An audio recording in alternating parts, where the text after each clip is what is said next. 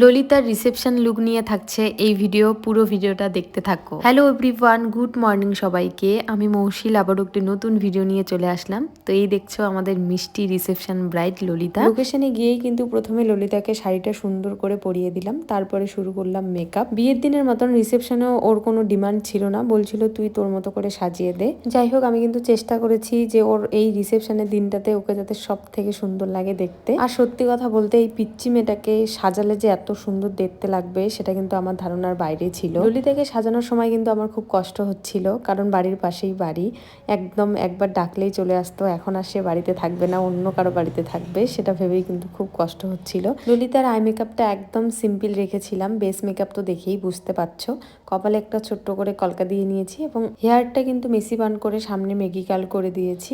গয়নাগুলো সুন্দর করে পরিয়ে দিয়ে আরও একবার ওকে টাচ আপ করে দিলাম আমি। পুরো লুক কিন্তু কমপ্লিট হয়েই গেল, শুধু সিঁদুর পরানোটা বাকি আছে। সত্যি বলছি, সিঁদুর পরার সাথে সাথে এত সুন্দর লাগছিল দেখতে, পুরোপুরি লক্ষ্মী প্রতিমার মতো লাগছিল দেখতে ললিতাকে।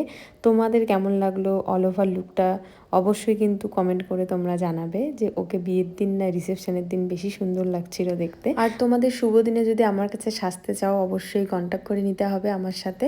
ব্রাইডাল মাস্টার ক্লাস খুব তাড়াতাড়ি শুরু হয়ে যাবে। তোমরা যারা চাইছো আমার কাছে ব্রাইডাল মাস্টার ক্লাস করবে, তার জন্যই কিন্তু তোমাদের কন্ট্যাক্ট করে নিতে হবে। তো দেখা হচ্ছে অন্য কোনো ভিডিওতে। সবাই ভালো থেকো, সুস্থ থেকো, টাটা সবাইকে।